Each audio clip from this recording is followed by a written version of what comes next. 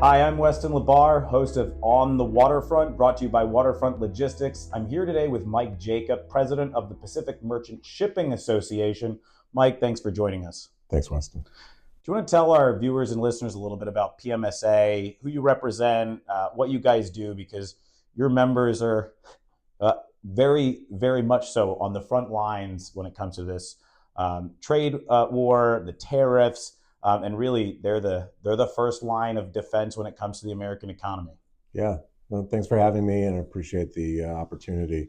Yeah, Pacific Merchant Shipping Association. We represent U.S. West Coast maritime interests, primarily folks that are in the container trades, but obviously we cover a lot of folks that do bulkers and break bulk, and we have some members that are in other parts of the supply chain, including rail carriers, motor carriers, tugs, some cruise interests. So a smattering of folks all up and down the maritime food chain.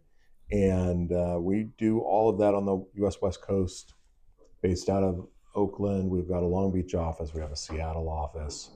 And but as you allude to, I mean, our real bread and butter is making sure that the interests of ocean carriers, marine terminal operators are heard. We're doing lobbying, administrative law, regulatory work, a lot of background on environmental issues, transportation infrastructure issues, some security issues. Sometimes, we're getting into things that you might not be thinking about when you're thinking about what's going on at the port, including Baseball stadiums. Yeah, baseball stadiums, of course, always a favorite, and a smattering of different types of advocacy for industrial lands preservation. That is an ongoing fight that we all have to really make sure that we're focused on. And then, the range of environmental issues we can obviously get into is just astounding. The amount of different ways that you can unknowingly step on a landmine in that space is growing pretty exponentially. So no shortage of demand for our services, unfortunately. And then that's before you get into some of the actual news of the day issues that are really pervasive right now. The conversations about tariffs and ship fees and all of that too. Mike, that's a great segue. Over the years, we've had different issues where the industry's not all on the same page. Ocean Shipping Reform Act, you had truckers on one side, terminal operators, ocean carriers on another side. But with the current policy issues at hand, everybody from the beginning to the end of the supply chain is on the same page. There's a lot. I don't think anybody argues necessarily the intent of the outcome to have more American jobs, but how do we get there? Right. What does that roadmap look like? So I'd like to start with the Chinese shipbuilding fees, or the docking fees for Chinese built ships. At one point in time, the United States was the largest shipbuilder in the world. Hasn't been that way for over 30 years. And talk a little bit about the impact that these fees could have on global trade, on U.S. West Coast ports, and on the supply chain in general. Yeah. Well, there's been a lot of iterations of the proposal that's out there now from USTR, and there's a comment period now, and what's proposed is still expected to go into effect in October at the earliest, but there's a lot of iterations. But to answer the question, I think we take a step back and look at some of these big picture issues, rather than kind of getting into the nitty gritty of what's the fee. I mean, we all hate the fee, right? I mean, there's no question that you don't engender more investment in something by making it more expensive upfront and taxing it, right? You tax what you want less of. And so I think the concept of the Chinese ship fees is a little bit complicated, because the fees are being advanced before we're actually getting an industrial policy, before we're getting a plan for actually building the infrastructure we need to do the shipbuilding, before we've had a conversation about what are the generational changes that we need to enact in order to have the facilities, have the workmen in place to actually do the work, to do the shipbuilding. And then when you get it, you have to man them. So you have to have enough merchant mariners to actually handle all the capacity that you're talking about. there's a lot of competition in the shipyard space and for time. And the U.S. Navy has some really, really aggressive plans on their own for ramping up production. There's a lot of questions there. And I think it's probably worth unpacking a little bit. So on the one side, we have some fundamental issues with respect to what's our role as a country in international trade, right?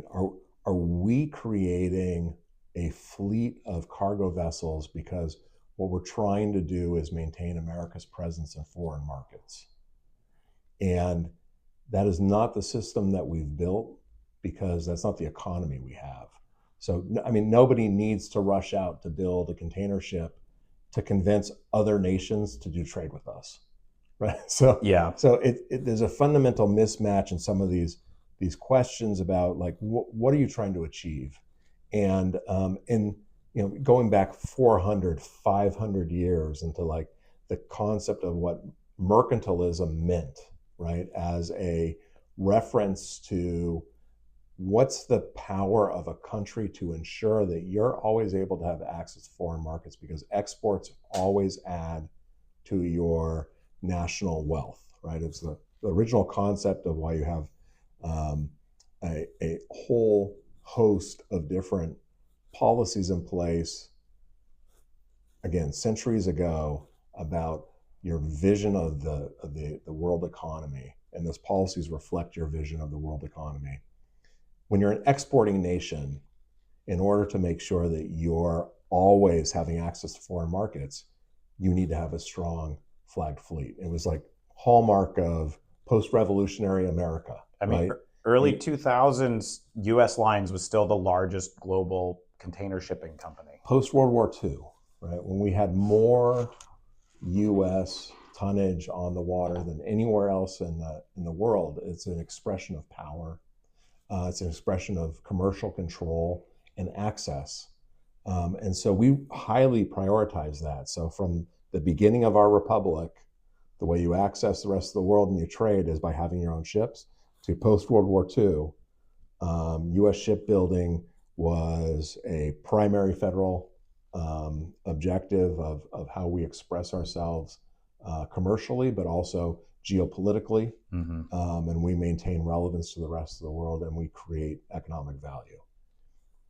That has not been our economic need and driver for the last 50 plus years, right? So post-war economies, as they developed, and this is before WTO and all the growth in trade post 90s, and the introduction of the China trade and all that stuff, we were already shifting away from that model, right? So by creating a whole host of different agreements with trading partners, trading blocks, long-term relationships, whether you would say on the negative side, we got lazy, on the positive side, you say we got really efficient and entrepreneurial about our relationships.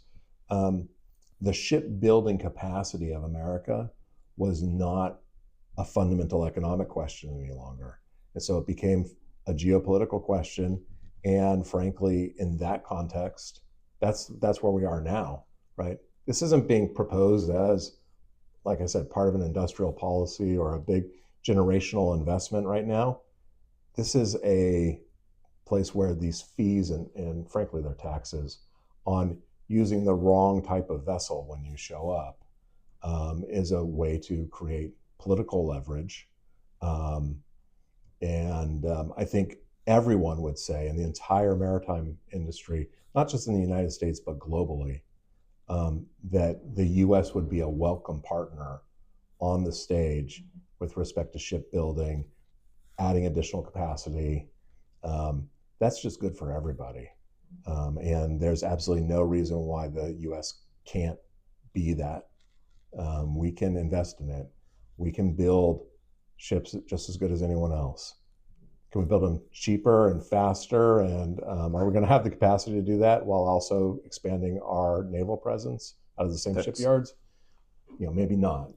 Yeah, my hope is that we can learn some of the laws of unintended consequences from something that's not the same, but not too dissimilar, which was the chassis situation, right? I Yeah. mean, and for those not aware, you know, chassis used in the United States were once predominantly built in the United States. And then in the 90s, a lot of that went to Mexico. And then in the early 2000s, China usurped Mexico. And for a very long time, the largest manufacturers of marine chassis were in China. Then in 2020, anti-dumping duty case, countervailing tariffs on Chinese chassis, but that wasn't it. It was Chinese chassis, Chinese componentry, it was everything. Right. Chinese steel. So ironically at the time, Chinese company CIMC was the largest producer, about 60,000 of chassis a year. They actually had the most American employees with two major assemblance hubs in Southgate, California and Emporia, Virginia. And that all stopped at a time when we really needed a lot of chassis in this country. But that wasn't the purview of the International Trade Commission. So they put duties and tariffs on all of those chassis, the materials, the componentry that go into it. And what did we see happen? We didn't have chassis available when we most needed them, and American manufacturing couldn't respond quick enough because it was a flip of the switch. They didn't have the labor force, they didn't have the infrastructure. Right. They also were being taxed on the same componentry that their Chinese competitors were using. And so I think we saw how it contributed to a supply chain meltdown coming out of the pandemic. But one of the things that could have avoided it was a phased-in approach. And over time, less reliance gives the American manufacturer time to build up domestic manufacturing partners for the componentry, build the labor force, get the infrastructure in place. We're, again, not the same, because it's not like we need 60,000 ships built a year to deal with the global supply chain, but there aren't alternatives in place today. 9% roughly of the steel that we use for domestic manufacturing comes from the United States. It's the same steel that they're fighting for building buildings, ships, everything, right? Bridges.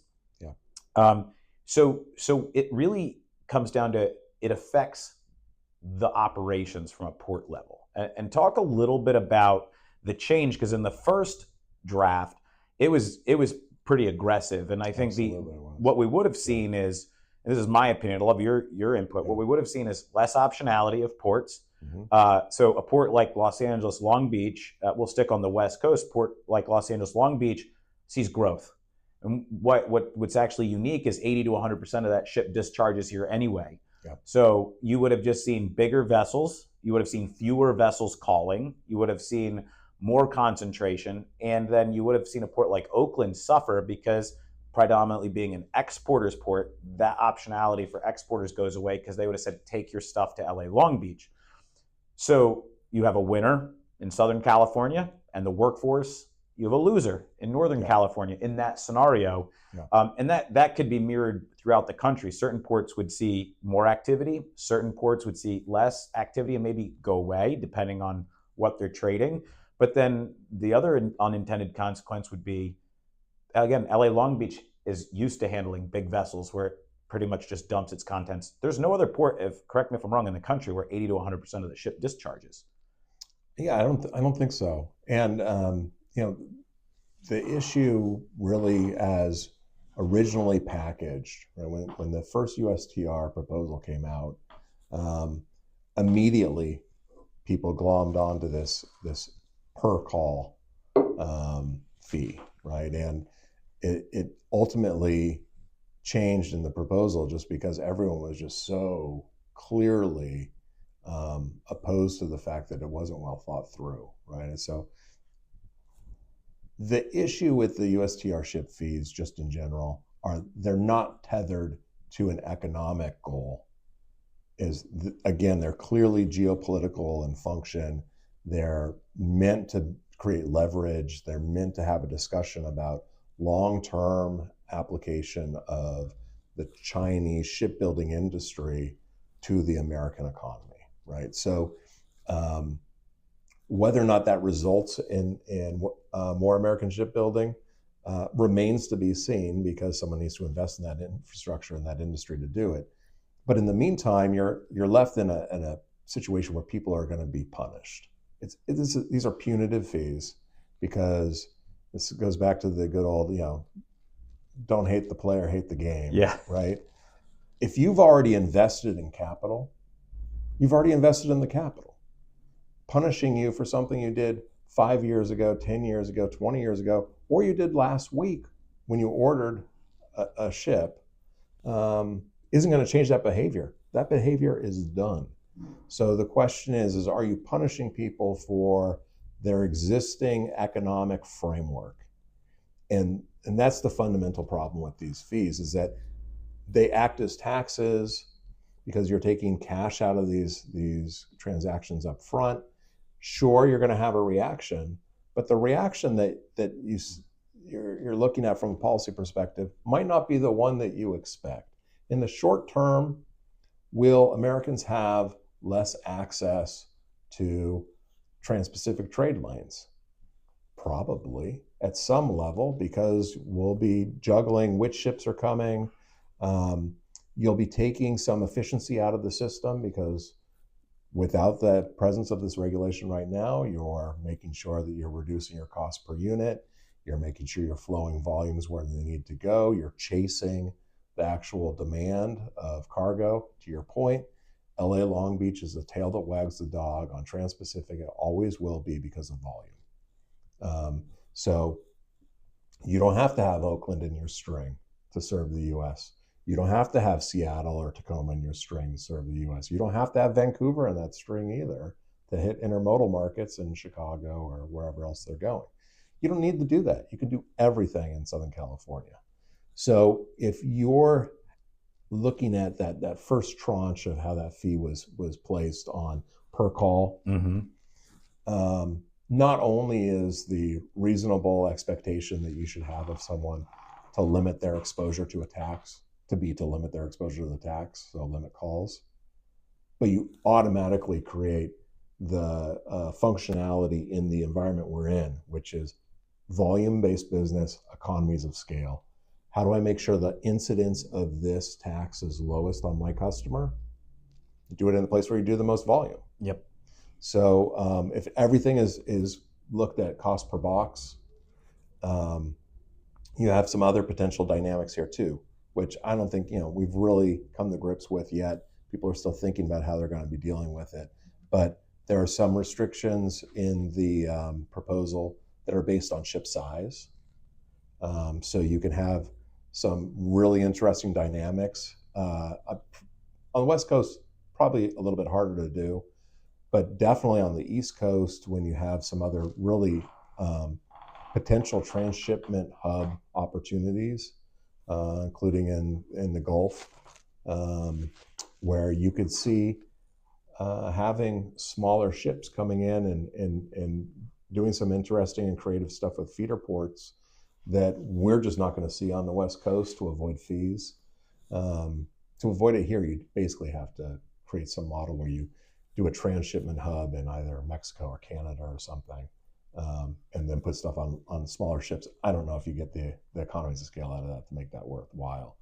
But on the East Coast in the Gulf, where you're hitting lots of smaller ports, and you're not used to really big ULCVs and other types of trades in a lot of these smaller ports, and if you're thinking about Florida and Mobile and New Orleans, and even though Houston's got good volume, they're still a relatively smaller port. They're not handling ULCVs either. So their volume equates to probably one or two of the larger terminals here combined. Yeah. So there's already an opportunity and an appetite for continued service of those trades from smaller vessels. So yeah, if you could save some money all the time, this isn't just a one-time fee, right? This is still, it's not every call, but now it's going to be every vessel string up to 5 times a visit. Well, if you're looking at these 5 visits a year, and you look at the actual calendar, that's pretty close to all of them for most vessel strings. So you're not going to be in a position where there's not going to be some creative transshipping going on. There's Yeah. still going to be a lot of consolidation. It just magnifies the economies of scale, and it will probably end up reducing choices for American importers. And before we move on to the next part of this topic, I think the consistency that we've seen since the beginning of the year is that the policies are not where folks feel comfortable, but they are trending in the right direction. So some of the things that came out, as opposed to being a per call, it's per U.S. visit, so you can visit multiple ports and not have at the time it was a $1.5 million fee every time you hit a dock. Right. I think now there's exemptions for different types of vessels. There's exemptions for U.S. flag operators, which we have a lot that, I shouldn't say a lot, but we have several that do mostly Jones Act, but they do some international. So maybe they can figure out a unique business model around it. But I think at the end of the day, the consensus would be get the intent.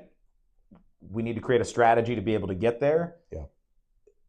I believe the White House is listening. The administration's definitely softened their position to have something within a framework that's better for exporters and U.S.-run companies. Right. But we've still got a lot of work to do, and there's a lot of uncertainty. Would you agree with that statement? No shortage of short-term uncertainty. And absolutely. And that's the theme in this broader context, because I want to pivot into tariffs. Yeah. We've talked about, listen, this isn't the first time we've lived through tariffs. 2018 into 2019. 2018 at the time was a banner year, a record year for all of the ports, but specifically Los Angeles and Long Beach, who were bringing in tons of cargo as front-loaded product. And then 2019 was a freight recession. And people forget that because 2020 was COVID. Yeah. But we're seeing the same phenomenons now. We saw record year last year, and a lot of that was in anticipation for what's going to happen in the U.S. presidential election. First half of this year has been absolute gangbusters, and now all of a sudden there's no ships at U.S. docks, especially coming from China, where on the West Coast 70% of that volume is coming from China. So the impact for operators, and I've talked about this, our business is designed for cargo to flow. Yes. We have less workers when trucks aren't moving back and forth from a port, when cargo is not flowing in and out of containers and trailers through our facility, when we're not doing the delivery to and from customers for distribution centers, et cetera. The cargo is here. We just walk through the warehouse. You see it's full. Yeah, you guys are doing great. But at a certain point in time, if we don't get certainty, that cargo doesn't flow in and out of the facilities and out of the port. So talk about that now from your members' perspective, because we're part of the tail, right? The port's the dog. We wag whichever way cargo flows. Yeah. Talk a little bit about that, because as with Gary Herrera earlier this week at a press conference, and he talked about there's no work for casuals right now, right? And that's a huge hit to the economy, especially the local economies. But your members are trying to make business decisions, and there's a lot that they don't know. It's it's one of those situations that's so dynamic that it is exceptionally hard to generalize, right? So we talked to our members about what's been going on for the last 6 weeks. So since April 2nd, where we took that big Liberation Day pivot away from the front loading that everyone was doing first quarter into here's the new tariff reality. And we can get into the actual ins and outs of what's going on with the pauses and all that, and love to talk about that. The bigger issue for everyone has been everyone has a different price point for this trade. It's different for the commodity, different for the country of origin, different for the timing, different seasonality, different relationships with their vendors, different relationships with their carrier, different carrier to terminal relationships, different timing structures, different strings. There's no shortage of different variables that you can project onto this situation. And so talking to one of our ocean carriers a couple of weeks ago, he's like, yeah, well, Company X's response to this is they're just going to go full steam ahead with everything. Company-wise responses, they're shutting everything down until they have more data. And Company Z said, yeah, I've got a lot of China exposure. I'm just going to move everything to Southeast Asia. Talk to the same guy the next week. Different answer. Company X is like, we were going full bore, but now we're going to shut everything down. Company Y is like we shut everything down. That was a mistake. We're going all out. And Company Z is like, yeah, I don't know how much of this Southeast Asia thing I'm going to have happen because everyone else in my space tried to do the same thing, and I can't handle it. Well, and you don't know what country is going to be the next one with tariffs. You don't know the level of tariffs. Right. This is broader than just the 2018 process where it was all China focused. Yeah. And that's some of the feedback I've gotten from folks dealing with customers overseas is 2018 was easier to navigate because most of them moved what they could to Cambodia, Vietnam, Indonesia. Yeah. Now, you don't know where to move it, even if you could. You can't move everything out of China. No. There's not the infrastructure or the talent to do it. No. But even if you want to, are you making a good business decision today that could be a bad one tomorrow? And that's the uncertainty that it all brings about. And you talked about the pause. Yeah. Talk a little bit about how that weighs into this, because I get all the time, oh, Weston, you got to be so happy that there's a pause and that it got lowered from 145 to 30. And I'm like, all of that is very positive in one sense, but I don't know what's happening tomorrow, and I really don't know what happens 90 days from now. And the pauses are endemic of exactly the point you made about this not being normal and predictable, because the reason why there's so much uncertainty now versus 2018, 2019 is that wasn't done in a way which was completely unconventional. It was done in a very conventional way. They focused on specific commodities in specific trade lanes with specific countries, and they went through a process of identifying what they thought the new tariff should be, whether you liked it or not, whether you agreed with the principles that they enacted those tariffs on or not. It was transparent. It was preconceived. Then it was enacted, and then it became effective, right? There's a whole process here, and it's very transactionally transparent to everyone in that supply chain. And whether you liked it or not, you knew what was happening and you knew when it was going to happen. And this is the exact opposite, right? So as opposed to all of the other processes we normally go through to really finally calibrate global trade. I mean, I don't think people that aren't in this industry appreciate how much work really goes into things that you would take for granted in another industry. All the customs broker work, the freight forwarder work, the amount of expertise you have to do basic transactions in this industry. And then the capital to back it up with all the bonding and all that other stuff you're exposed to as an importer or an exporter in this space. Pretty phenomenal, right? And then you multiply that over all of the millions of transactions that we're facilitating through these single nodes. It goes back to the fact that even if you really wanted to, again, generalize about what these impacts are, it's very, very hard because there's so many variables for the supply chain, for an individual customer with an individual commodity. You can't do it. So when you're looking at the pause, what does that mean? And we got the China pause on Sunday announcement. Details on Monday morning. On Monday afternoon, people were asking you, like, what's going to happen? Well, you don't know. We still will not know in any functional way for several weeks, right? You know what the initial impact of some of these things are from the decision making that we've seen with some of the initial booking, but it's not a surprise. Not a surprise you would see from people who had pent up demand that when you reduce the cost of something, they demand more of it. Mm-hmm. Okay. So yes, will there be a jump in bookings that are initial from this first week after the China pause? Yes. Did you see the same thing with the pause out of everybody else the second week after Liberation Day? Yes. What does that mean for the rest of us in terms of like impacts on the total throughput for the year, the volumes that you're expecting, deployment of vessels? Do you have the equipment in the right place it's supposed to be at the right time to actually do what people are trying to order? What's the rate environment? All those questions, big question marks and unknowns. So if you're an importer and you are looking at the China trade, have you answered any of those questions yet in 3 days? Probably not. Do you know if you have customers that wanted your product before you had 145% tariff? Yes.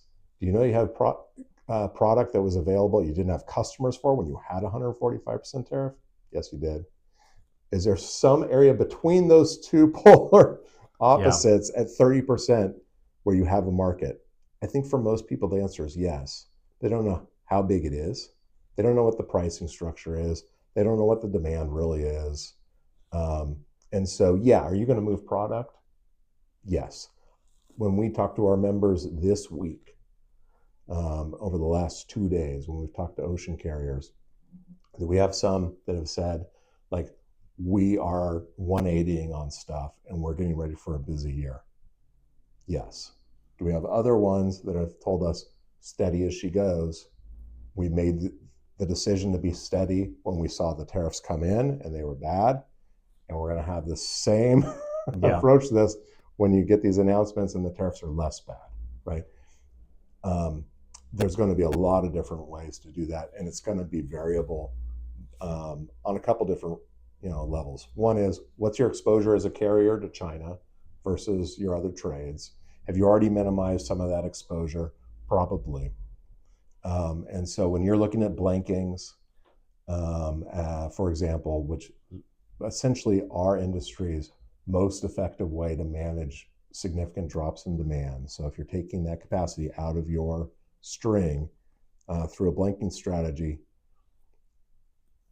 let's look at how this is different than COVID.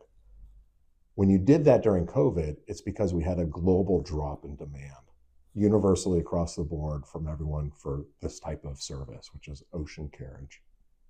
That's not what's happening here. We had an initial drop in global demand for a week because everyone was like, what the hell is going on in this market space? I don't know what's going on. But then you're going to have strategic different changes in which trade lanes still have demand. And so the US tariffs haven't triggered a global trade war broadly for non-US countries. So what we've seen is relatively higher demand in places where, compared to the US trade lanes, you didn't have it relatively higher. So Asia, Europe, if it didn't drop as much as the US, so that means it's relatively more robust. Asia to Latin America, South America, it dropped, but didn't drop as much as demand from China to the US. Yeah, and before we hop into the local impacts and the economic impacts, a lot of people don't realize it's not just about product coming from China, it's the disruption of any product coming through China as well. Yeah. And you talked about a transshipment port. For those who don't know, transshipment port is a port that receives goods that come off one vessel and then go on another vessel headed for a completely different location. They essentially never leave the port complex in most situations.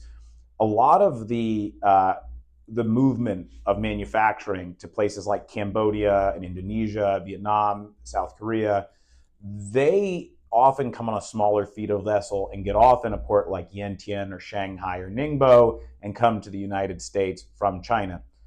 Yeah. After the tariffs took effect, we had multiple days where 0 vessels left China for the United States, and that's unheard of. You typically have hundreds of ships leaving these ports every day, and a large portion of them are coming to and from different West Coast ports. So I don't think people realize, talk just a little bit about the impact to the global supply chain when you have major transshipment hubs like a port, Shanghai or Yantian, where this cargo is coming from other Asian countries, and what that means, because you might have moved your manufacturing to Cambodia, doesn't mean you're going to get the product.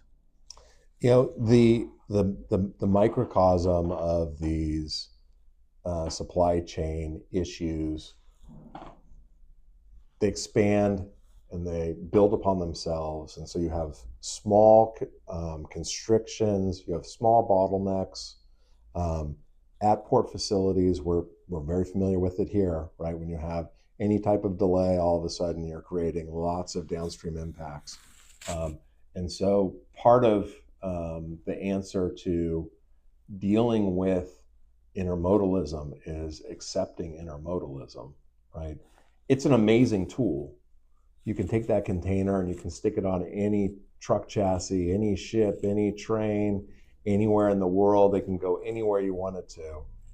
And our transportation system is exceptionally effective and efficient at being a distributive network. But we have nodes. Yeah. And where you have nodes, you have outsized congestion impacts. And so what is happening in response to this, and transshipment hubs, other ports are all nodes, is we will be out of balance for the China to US trading market. What's going to happen when demand for the US China trade lane drops is you'll be redeploying equipment somewhere else, right? So the classic example right now is ultra larges that were traditionally in this trade lane. When we said, hey, don't send stuff from China to the US, you don't just tell that ship, hey, just hang out for a month and a half. Go someplace else. You go somewhere else. You build into that other trade lane. What's the next most lucrative trade lane for a ULCV? It's Asia, Europe.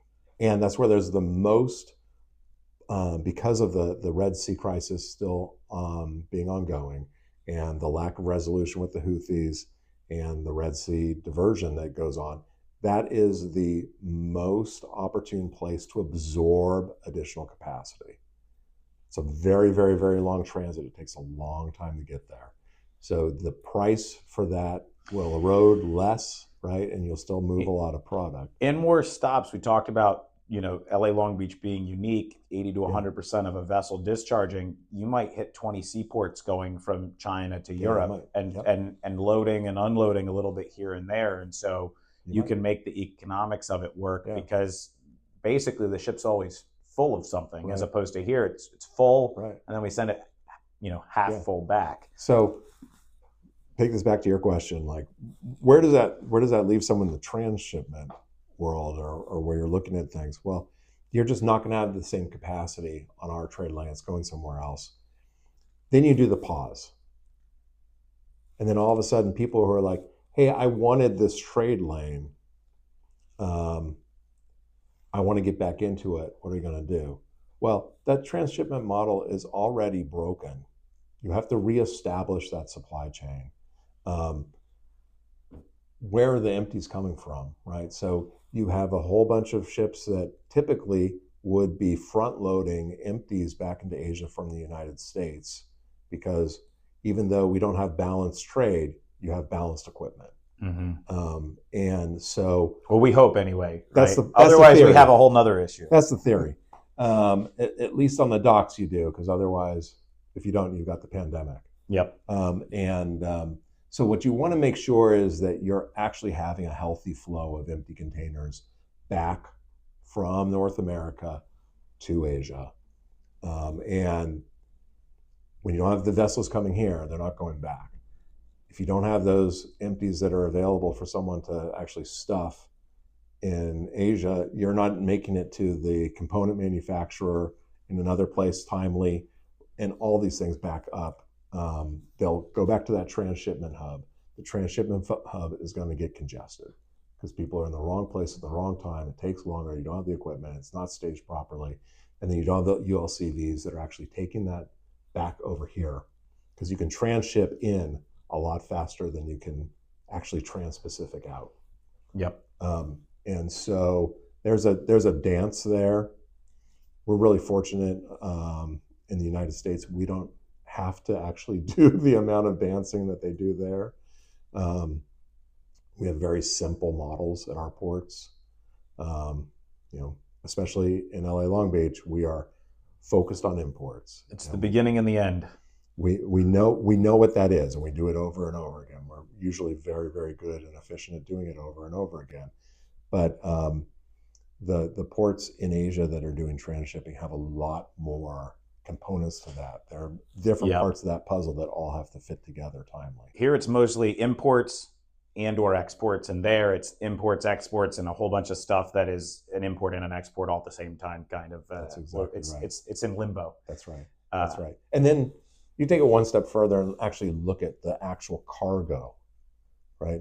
What's the impact of that to us when you're talking about finished consumer goods? When most people look at that, they think, well, it's either expensive or annoying. That's a misnomer too, and we can talk about that in a second. But when you're actually talking about components for manufacturing, and you have some semblance of a just-in-time supply chain, that's when things get really tricky because, and it's probably worth stepping into some of this conversation. Well, that's where we're going. It's probably worth stepping in because the actual components of manufacturing, even in the U.S., according to the Bureau of Economic Analysis, it's like 60% of what we import. And so, people have this conception we don't do manufacturing anymore. That's a complete misunderstanding of the modern. We have more manufacturing in Southern California than we've ever had in Southern California, which is quite crazy because people don't look at the California economy as this advanced manufacturing, blue collar, high paying jobs. There's as much of that here as anywhere else in the country. Yeah. So as a percentage of the employment in our economy, manufacturing has just been falling for the last 7 decades. It's still low as a percentage of the total employment of the economy. But that's not because we're not doing manufacturing. It's because other things have grown. It's because we diversified our economy. We're service-based. We're creating value in places that didn't even exist. Yeah, before. Information technology, all of these things. That's AI. Exactly right. And we've become more selective about the manufacturing we do.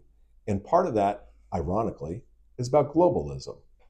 You have reduced barriers to trade. You reduce the ability of folks to hide in a high-cost silo on a country-by-country basis. That means the market can be more efficient, and you can search out advanced manufacturing and component manufacturing in other places. And when you export component manufacturing to places that are cheaper, faster, better than what we do ourselves, for an American manufacturer, guess what? That lowers the cost of your component. It makes your own product more competitive, both domestically and overseas for sale. So let's dive into that, because this is something I don't think a lot of folks understand. I've said for a long time, logistics is the modern manufacturing. And why do I say that? Take something that a company everybody's aware of. Let's take Apple and the iPhone. Apple, an American company, they're headquartered here in California. What do? They design it. They do all the professional services, the marketing, all the hype. They also take a global approach to sourcing the componentry. Why do they do that? Because they can buy screens or cameras or microprocessors from somebody who that's all they do every day. And so from economies of scale, they can produce it a lot cheaper. It's cheaper for Apple to buy that microprocessor than to build it themselves. Then they bring it from all over the world to through ports and take it to a final assemblance hub where they put it together. That is very much akin to what modern manufacturing is. That's buying components, having a logistics network that gets them to you. Most people don't think about that supply chain when we think about what the supply chain is in modern logistics. We then think about the other side, which is a whole nother group of jobs that are created, which is the outbound distribution. It's the distribution chain. And I bring this up because if you take that thought process, the supply chain, logistics as the new version of manufacturing, and then you look just here locally, the Port of Long Beach had their economic study updated for the first time since 2017, and some of the high-level numbers, from throughout the United States, 2.7 million jobs. In the state of California, 1.1 million. And then here, locally, it's one in every 9 jobs is coming from port activity. And you're talking about billions upon billions. What is it, 48 billion in taxes that get paid? So this is a huge, huge issue. And what people don't realize is last year, the port had a record year, and yet we didn't hear about supply chain congestion. That's right. Why is that? Well, a lot of us got smarter and added infrastructure during the pandemic, but it's because there was what we call happy flow of cargo. you didn't have the start stops, and it's the pauses in the supply chain that create the bottlenecks and the congestion that lead to then the increased cost, the slowdowns, the empty shelves. Talk a little bit about why that is, Yeah. because the supply chain, again, we're on the land side, the tail. The dog is the freight that's coming in based on usually consumer demand, but that's not the case this time. And what happens when everything's cut off? Yeah. It's fundamental to what we do that, again, we're in a mode and distribution business, right? So intermodalism allows you on the container side, and of course there's all kinds of other conversations about bulk and break bulk, and we can get into that if you want to, but on the containers, let's just focus on that. And bulk's up. Bulk and project cargo's up single digits, but we've seen it's moving. Very healthy. It's normalized. Despite everything, it's the containerized volumes that have been impacted. Yeah. And when you look at that system, it's easy to destroy a supply chain. It's very hard to build a supply chain because the supply chains are organic. They react to demand. They involve real-time information from all these different players, right? And then the system ultimately reacts based on all the factors you would expect from a healthy marketplace: supply, demand, price, quality of the service. Right? And those things replicate themselves, again, millions of times across this environment to create what looks like our modern port economy.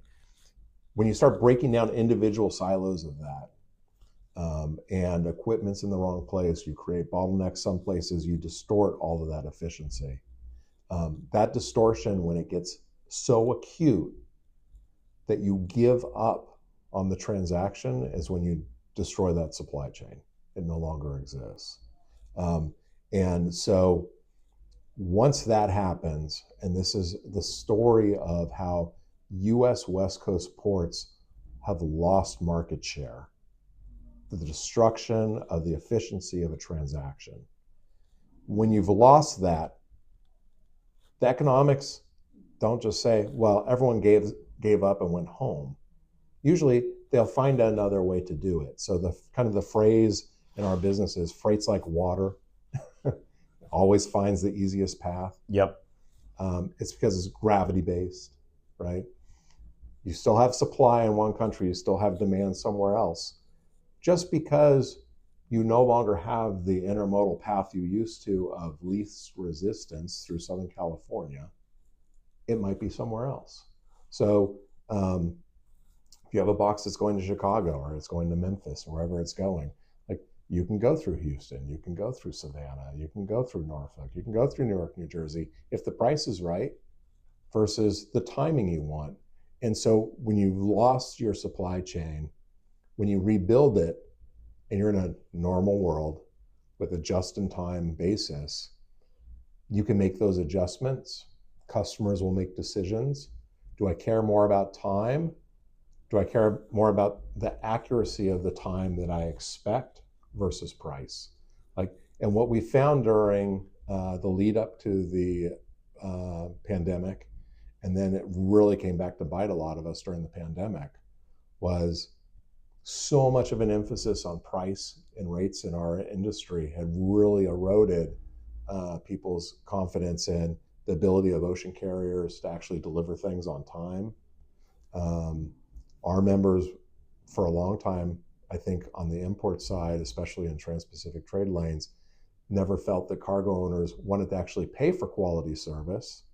And so they didn't compete on quality service, they'd compete on rates. I'm not going to get into any of the rate conversation because it's kind of neither here nor there, but back to your question, there are lots of ways that you can see how intermodalism is amazing because you can, again, physically move a container anywhere you want. But in the context of what our supply chains are for, it becomes really complicated, really fast. And that gets reflected ultimately in our volumes. Well, and it's funny because I love the statement that cargo's like water. It finds the path of least resistance. The interesting thing about global trade is that that's part of the beauty is you can pick up a container in any seaport and move it to any seaport if you have enough uh, if you have enough concentration of volume that's moving. However, it's local economies, local industry clusters in those seaports that have been built to service it. And we've seen this, right? San Francisco once had a booming seaport, and they don't have any real commercial activity that goes through there anymore. Right. What does that mean? It means lots of lost jobs, and it means you have to have a different economic blueprint. Here in Southern California, not only is the port the biggest engine locally, but again, nationally, 2.7 million jobs, you have a major economic generator, major job creator. And, it's one thing for an ocean carrier to need to move his vessel to and from the ports. You can probably get some cargo to ride along to reposition some things. But for a terminal operator, you can't necessarily scale up labor very quickly because it's highly skilled, highly professionalized. If equipment isn't used for a while, you tend to get maintenance and repair issues. So then you might have equipment offline. And then I'm not even talking about folks in our business. Again, truck drivers, you have only so many, 18,000 registered going out of the port, really 13,000. But when you have a lot more freight, it's not like you can just add trucks to the equation. That actually contributes to congestion. But where the big bottlenecks were in the pandemic were you didn't have enough warehouse workers. A lot of them went and did something else maybe while we were figuring out what was and wasn't an essential facility. Truck drivers, some of them went and be Uber drivers, or maybe they went to a different state where they didn't have some of the same stay-at-home orders, and they felt like they could rebuild their life more conducive to what they wanted. That impacts the entire supply chain, though, from the vessel operator down. And to talk a little bit about how difficult it is, because a terminal operator, 100% of their business is based off the containers that they load and unload on their docks. And so if they're not loading and unloading containers, how do they run a business? Yeah, well, that is the business, right? So if you're not doing it, you're not doing anything. The terminal is a step function investment, right? We're highly capital intensive. It's there or it's not.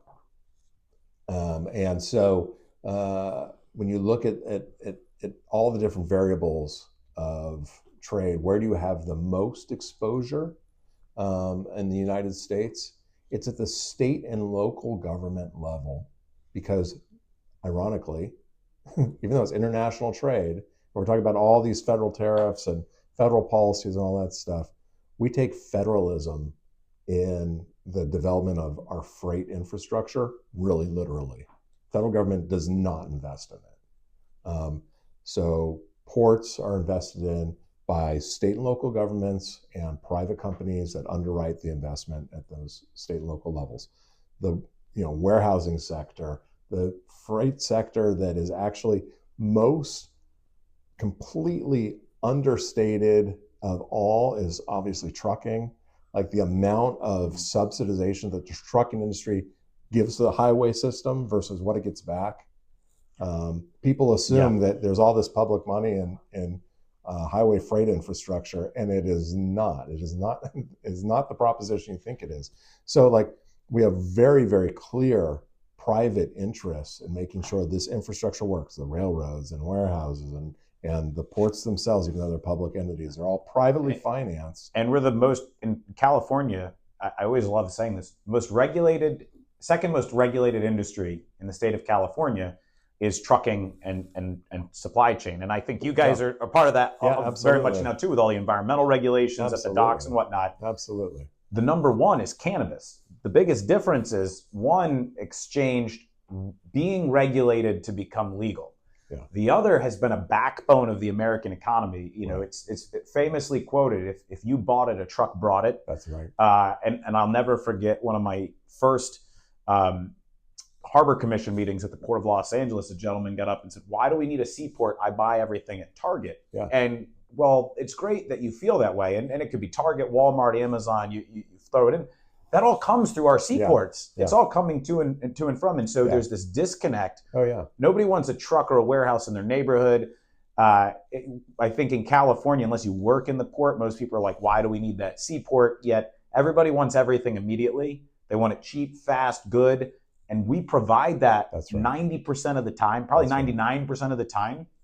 And every once in a while we get that 1% where people are like, oh my God, the ports are so important. And then it goes back to normal and we end up with this. And, Right. you So know, I think think, of all the capital, right? All the capital that's sunk into that system, and the investment. You can't just pick that up and take it away. yep. And if you do, there's a lot of pain. So the number one thing, if you take anything out of that Long Beach study, it's an affirmation of the fact that when you make investments in this infrastructure, there's an ROI, and there's an ROI for the public, and that's why for the last 175 years of the state's existence in California, we've said investments in ports are important, and we need to have the infrastructure to support what happens with freight. And once you lose that, then it's not going to be replaced. It's not going to be replaced in a way which is efficient, because who's going to finance it? So if you take one big step back and you say, what is one of these through lines in all these conversations about U.S. shipbuilding and access to foreign markets, and what are we going to do to have a fair trade? It's that the federal government does not have all of the tools at its disposal to actually do what it wants to do, because it's ceded this field. So if you actually care about developing port infrastructure in most communities, you should call your city council member before you call your member of Congress. Member of Congress actually has less power to determine what's happening in international trade than your city council member does. Because your city council member decides whether or not you're investing in freight infrastructure. A member of Congress, at very best, is voting on a transportation bill or some other grant thing. You have no guarantee that's actually going to come to his district or actually help anybody or actually even happen on the timeline that they intended when they voted on the bill. Yeah. They're dealing with big omnibus policy, not really what you feel on every given day. Just not. And so that's a big asynchronicity in all of this policymaking. What you need to do in America to grow the American footprint in trade is do more business, generate more ROI. How do you drive cash into this infrastructure? It's by trading. So the irony is that if what you're trying to do is create more demand in this space, because that's how you finance it, what's happening with ship fees and with tariffs and all the uncertainty and that entire milieu, it's sitting in direct opposition to the way that we actually finance these things. And so the federal government needs to have a policy that's different than our historic policy. Our historic federal government policy is hands off until there's something wrong, or hands off until I want to achieve one specific thing. Maybe these are environmental grants. Maybe these are rail grants. Maybe these are port security grants. They're all one-off. They're not in the baseline. They're not actually helping you finance anything. They're not actually helping you move trade, right? They're not going to the bottom line of every port and saying, here's how we're making your port more competitive. Mm-hmm. And even in the most traditional places where you would think that would be true, like, I don't know, developing navigational channels and using the U.S. Army Corps to do that we pay into the Harbor Maintenance Trust Fund for with harbor maintenance taxes. California, we're net donor. So actually that is negative cash. Like the water itself that we use, negative cash from the federal government. It's taking money out of the system, giving it to a competitor. So there is absolutely no question whatsoever that if what you want to do is maintain that type of system and have that system create results that are focused on infrastructure, you need to grow trade. You need to make it more efficient, and you need to create more financing mechanisms for the private sector to step into. We're really good at that. We're really good at raising a lot of capital, but with free trade, fair trade, low barriers to entry, and favorable financing. That's it. That's what you need. Yeah. So if you're going to take any one thing away, is that the current set of rules that have created say the more trade we have, the more investment we're going to have into infrastructure, the more jobs that are going to get created, the cheaper the goods are going to be because of a Yeah, volume and a lack of friction in the supply chain, which is really where you get the additional cost. And in order to change that, we need a bigger long-term policy that fundamentally shifts how we want to approach global trade, right. as opposed to a light switch that you turn That's off or right. on. And do you want to do that with more public financing or funding? Right. I mean, And that's that's a what big China's question. done, right? Yeah, Like 30 years ago, absolutely, they in have. the Clinton administration, we said we're going to go down this entire route of globalization, and we're going to manufacture elsewhere, and we're going to become this hegemonic economic power, and we're going to control things through creating jobs in other countries and other opportunities. Um, Here we are 30 years later, and what did China do? They've invested in their shipbuilding, they've invested in their manufacturing, they've invested in their seaports, they've done all the things that you could argue we did for a very long time, and Yeah, we do in key sectors still. yeah, And so the fastest way to become the global, epicenter of all of these things again is to invest in the infrastructure, tax credit programs, invest in talent creation, do all the things to build right. the industry back up. This is probably more like a 10 to 20-year plan Oh, than it's it is a generational. 10 to 20-month Yeah, plan. this is a generational change, um, and people should welcome it. People should welcome the opportunity to make these investments. People should welcome the opportunity to create more investment in shipbuilding, more investment in our maritime academies, more investment in our trades and our skilled labor force, more opportunities for actually doing manufacturing here. Advanced manufacturing for vessels is highly skilled, highly paid, very, very, very long-term, steady work for people. If you have a shipyard and you're expecting it to facilitate, even before you get to the commercial side, 250 new naval vessels over the next generation of naval replenishment of its fleet, that's amazing. That's a significant amount of work. We don't have the capacity for that now. You're going to add the commercial aspects on top of that. Um, if you intend to do that in a short term without leveraging nearshoring for allies and trading partners like Mexico and Canada, or overseas into non-Chinese shipyards in South Korea and Japan, you're crazy. I mean, you're going to just end up driving up costs for everybody. You're creating scarcity in the time of increasing demand, and that's a recipe for everything to be way more expensive, um, if you're not offsetting those things with other types of investments, right? So, what is the policy? We don't know. How are you going to get there? We don't know. But what we do know is that when you look at the system, we have every single type of carrier out there. You're an air carrier, you're a motor carrier, you're a rail carrier, you're an ocean carrier. Our job for our customers is to drive down cost per unit. And that's how we create value. The systems operate on an asymptotic slope to zero for cost.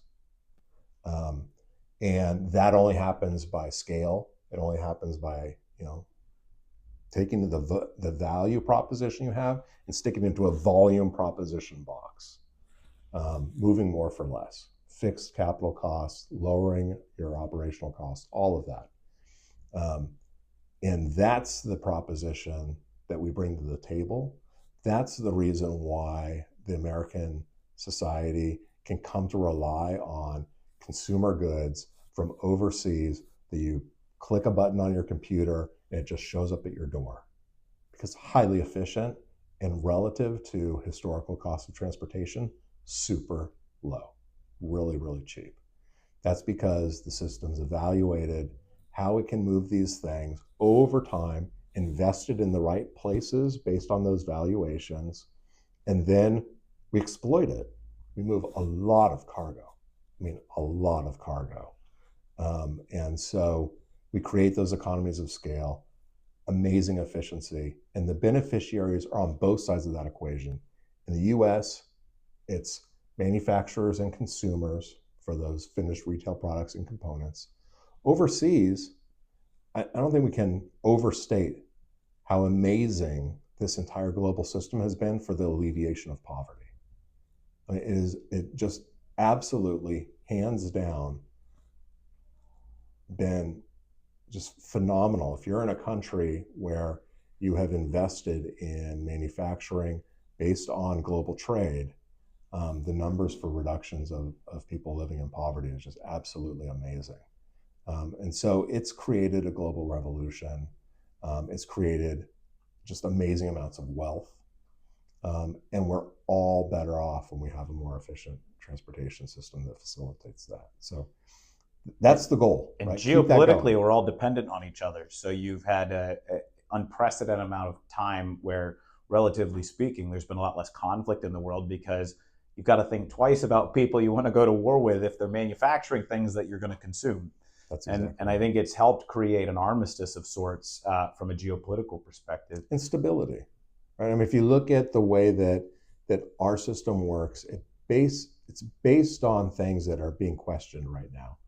And it might be healthy to question them, but we have a predilection for a strong dollar. Why is that important from a geopolitical point of view and not just from an American consumer point of view? Because obviously we consume a lot more stuff and you want a stronger dollar, you want buying power. But that's the fundamental backbone of us being the currency of record for most of the world. They have access to dollars because they need dollars, and we give them to them by being their repository of most of their consumer goods, right? And whatever the manufacturing components are. We play an outsized role in that because of efficiency. That's facilitated by what we do. If you didn't have an efficient intermodal system, most of that would still be slower. It'd be more per unit, and it would just not be the same type of system we have now. The system we have now is so efficient, create a lot of wealth, and that wealth is predicated on efficiency. And then you have these geopolitical benefits that are on the side, right? Reduction of poverty, building those relationships between different economies, so you're lowering tensions.